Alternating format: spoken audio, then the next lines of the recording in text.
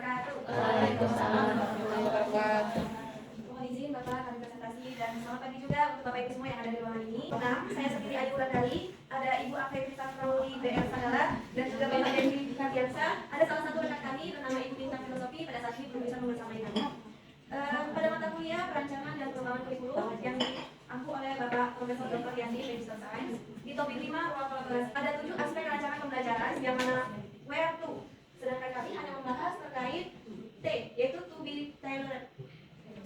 Nah, pertanyaan yang pertama adalah bagaimana mengakomodasikan berbagai kebutuhan perkembangan gaya belajar, pengetahuan sebelumnya, dan minat peserta didik sambil tetap menjaga arah pembelajaran pada tujuan.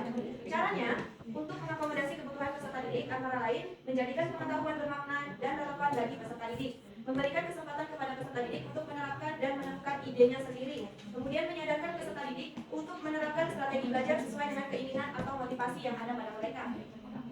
Kemudian cara yang lain untuk menentukan cara mengakomodasi kebutuhan belajar peserta didik diantaranya mengenali setiap gaya belajar dari masing-masing peserta didik. Seperti kita tahu terkait pada pembelajaran diferensiasi.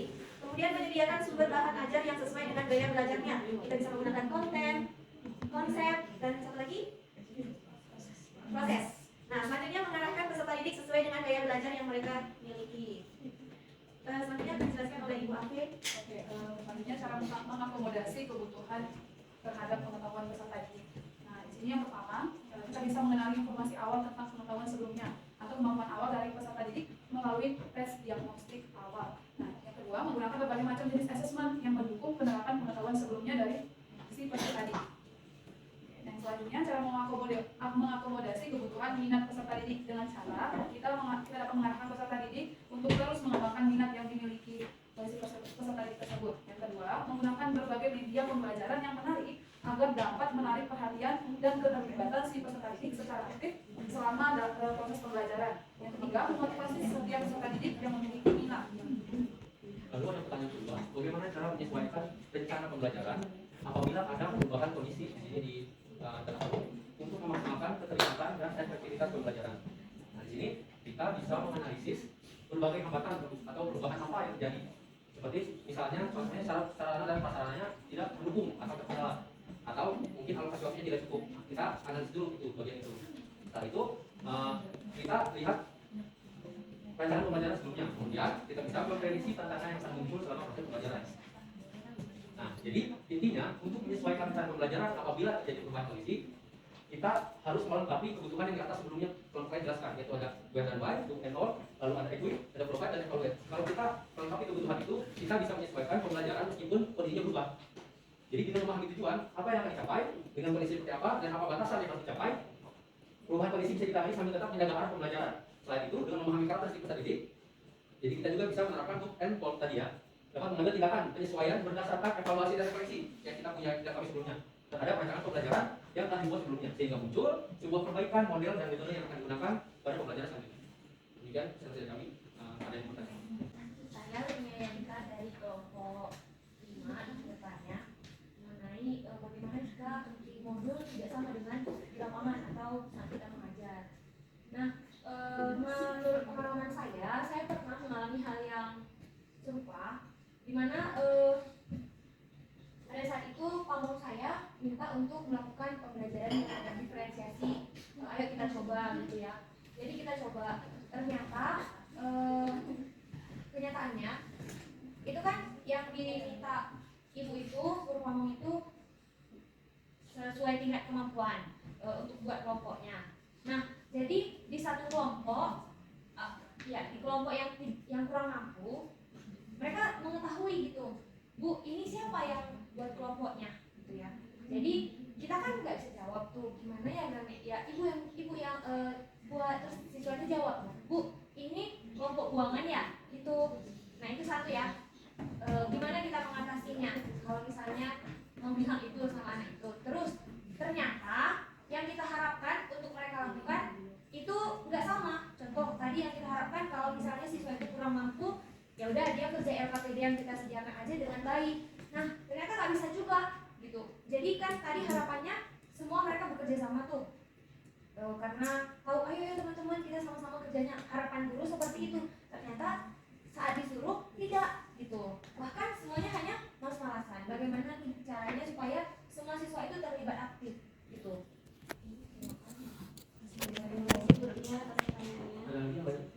saya Dalva Darwasila dari kelompok 2.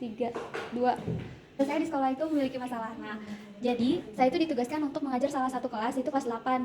Nah, jadi jam mengajarnya itu di jam pertama dan jam kedua.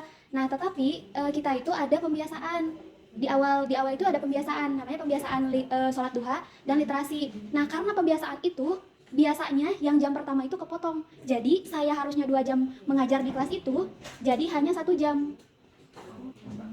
Jadi yang harusnya 2 jam alokasinya hanya 1 jam karena terpotong oleh pembiasaan dan literasi, pembiasaan sholat duha dan pembiasaan literasi tersebut gitu. Gimana tuh cara memaksimalkannya? Karena kan kita juga tidak mungkin ya protes ke sekolah karena itu kan juga program dari sekolah itu sendiri seperti itu. Saya punya masalah sama siswanya tidak sesuai ekspektasi ya, dan mereka tidak diterima di kelompok seperti itu. Nah, sebenarnya yang penting udah ada di slide ini. Nah, untuk menyesuaikan hal itu bisa dilihat melengkapi kebutuhan yang sebelumnya yang masih menjadi dijelaskan. Nah, untuk kasus itu bisa kita lihat di web and why dan handhold. Nah, kalau misalnya gurunya sudah kuat di bagian itu, lebih baik jelaskan kepada mereka mengapa dikelompokkan seperti ini, apa potensi mereka. Jadi mereka tidak ragu, kok kita dianggap buangan. Padahal mungkin pertimbangannya karena mereka satu gaya belajar seperti itu kan, diferensiasi atau targetnya seperti itu. Nah, itu di where and why, mau dibawa kemana mereka, tujuannya apa gitu kan. Lebih baik jelaskan di awal mengapa dikelompokkan seperti itu. Kemudian kalau ternyata malas-malasan, itu bagian tugas guru juga untuk melengkapi hook and hold. Jadi bagaimana cara kita sebagai guru untuk tetap menjaga kondisi kelas agar tetap ikut masuk ke dalam materi yang dibahas seperti itu. Apalagi sudah bagus menggunakan menu diferensiasi proses, jadinya harusnya gurunya sudah tahu, oh ya bagian ini gaya belajarnya ini seperti itu. Jadi mungkin hook and hold-nya bisa lebih mudah terbaca seperti itu caranya. Gimana gurunya? Kalau ada yang masih kurang? Atau ada yang lain pendapat yang berbeda? Ini yang ini aja langsung. Yang sudah pas ya? Baik, kami akan mencoba menjawab pertanyaan dari Ibu Dalva. Yang mana Ibu Dalva tadi mengatakan ada masalah di jam pelajaran pertama. Saya tanya dulu Ibu tiap hari atau bagaimana masalahnya? Setiap dari Senin sampai Sabtu atau kan tidak mungkin? Karena kita ada kebiasaan. Setiap jadwal. Iya, setiap jadwal. ya izin menjelaskannya, jadi saya itu jadwalnya itu hari Senin dan hari Rabu. Nah, karena kan kita itu PPL itu dikasih waktu 3 hari. Nah, yang jam pertama itu hari Senin dan hari Rabu. Hari Senin itu upacara, kalau hari Selasa itu ada pembiasaan sholat duha dan pembiasaan zikir, mengaji, tadarus. Kalau hari Rabu itu ada pembiasaan sholat duha. Kalau hari Rabu itu ada pembiasaan sholat duha dan literasi. Jadi anak-anaknya itu setelah sholat duha mereka membaca, kemudian mempresentasikan apa yang mereka baca seperti itu. Nah, karena saya di sana sampai hari Rabu, jadi yang saya tahu pembiasaan dari pagi-pagi hari Senin sampai hari Rabu itu. Jadi setiap pembelajaran saya itu terpotongnya itu 1 jam gitu, 1 jam pelajaran, 1 jam pelajaran, benar-benar 1 jam pelajaran. Misalnya Ibu Dalva akan mengajarkan apa nih di materi hari pertama? Oke, misalkan saya itu sudah merancang pembelajarannya itu berbasis praktik ke anak-anak. Saya ingin mengajarkan mengenai usaha dan energi. Jadi anak-anak itu nanti akan mendorong anak-anak yang lain. Jadi misalkan ada di kelompok-kelompok, nah satu kelompok itu mempraktekkan, mereka mendorong temannya gitu, menarik temannya. Nah, apa yang berhubungan dengan usaha di praktik tersebut gitu. Nah, kan apalagi kalau misalkan praktik itu membutuhkan waktu yang lama, membutuhkan waktu yang panjang. Tapi kalau tidak itu berarti saya kembali lagi ke ceramah gitu. Tapi kan sebelum siswa melakukan praktikum tentunya guru menjelaskan dulu kan apa itu usaha, apa itu daya. Nah, di sini Ibu Dalva hanya ada waktu 1 jam. 1 jam itu untuk SMP berapa menit? 1 JP, 1 jam 40 menit. Nah, untuk 40 menit itu apakah sudah kondisinya baik atau mau mengkondisikan lagi? Maksudnya 40 menit nih waktu Ibu Dalva. Nah, di sana itu siswa dari pembiasaan itu apakah sudah langsung siap belajar atau belum? 40 menit itu Masih kepotong? masuknya kepotong lagi absen, kita motivasi kan memberikan absen atau merapihkan keadaan Berarti kurang lebih 30 menit lagi waktu yang Ibu Dalva punya. sekitar. Kalau dari saya nih ya Bu ya, dan teman-teman di sini, karena kan apakah setiap pembelajaran itu harus melakukan praktikum gitu? Tidak semua pembelajaran menggunakan praktikum, tetapi kebetulan kan kita itu masuknya ibu juga di SMP 10 Bandung kan sama. Nah, jadi kita itu kan masuknya di 2 bab terakhir itu otomatis kita juga kebagian usaha dan energi seperti itu. Karena kan tidak semuanya di SMP 10, saya tidak memposisikan sebagai mahasiswa PPL di SMP 10 supaya yang lain-lain itu tahu Iya. Nah, jadi menurut saya untuk materi yang sebelumnya itu lebih baik diberikan pagi-pagi atau pada hari sebelumnya. Biasanya kan kita punya nih nomor WA dari UKM, ketua murid. Iya, ketua murid itu biasanya memperhatikan semua siswa-siswanya gitu. Nah, kita berikan dulu materinya, nanti akan belajar apa. Ketika pada di kelas 30 menit itu kita maksimalkan hanya untuk praktikum. Gitu. Jadi tidak aku kecil lagi, tidak ini lagi gitu. Hanya mengabsen, kemudian mengkondisikan siswa gimana caranya biar fokus.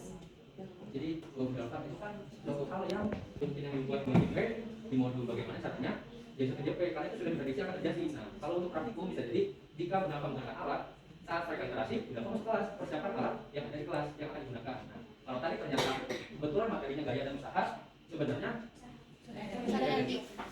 sadar energi ya. Nah, bisa jadi kan mereka sudah di lapang di komunitas itu kan bisa dibahas. Tadi kalian di lapang makanya jadi duduk dan bangun masuk kelas dorong pintu.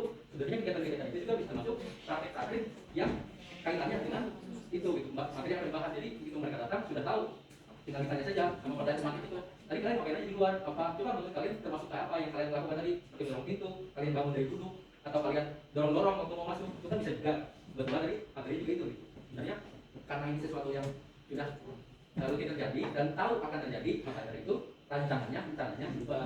Sesuaikan maksudnya kita itu seperti itu. Makanya di sini juga di equipnya apa yang akan dipakai, bagaimana gitu. Jadi disesuaikan dengan kondisi alokasi waktu tersebut. Kalau waktu pertama itu kan saya tidak memprediksi akan terpotong jamnya. Nah jadi kan waktu pertama masuk kita kan tidak tahu ya situasinya seperti apa. Nah waktu pertama itu gimana caranya? Itu kondisi spesial karena itu akan jadi bahan evaluasi untuk teman selanjutnya. Kalau kita tahu sama sekalian, mungkin juga harusnya bisa diminimalisir sama informasi dari guru yang sudah lama mengajar situ. Gitu. Harusnya kalau berkomunikasi atau bertanya, itu nanti terpotong sama kegiatan literasi dia terpotong. Nah, dari situ kita bisa minimal satu kali dulu bertanya dulu. Gitu. Karena kan kebetulan yang bergabung, ya, ada waktu di pelaksanaan. Gitu. Kalau untuk menyesuaikan masalahnya.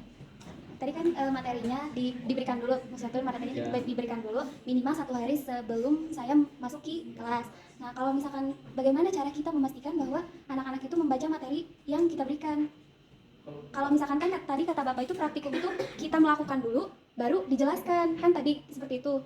Bukan saya menjelaskan dulu usaha apa, daya apa, baru praktikum. Tapi kan kata Bapak praktikum dulu tadi, praktikum dulu baru dijelaskan. Oh hubungan usaha dengan gaya itu ini loh berbanding lurus atau hubungannya ini loh berbanding terbalik. Semakin besar usaha, oh ternyata gayanya semakin besar. Nah itu kan materi yang akan disampaikannya berarti terakhir, bukan di awal gitu. Itu kalau waktunya full bisa, tapi maksudnya itu aja waktu tadi di awal itu sebagai sumber bahan bacaan mereka jadi tidak terlalu kosong gitu. Kita tahu. Tapi buat Mas ini kan bisa karena nggak bisa tanya satu, cuma seenggaknya ada beberapa orang yang sudah tahu arahnya ke situ. Tapi juga bisa karena kan waktu itu 30 menit sudah cukup.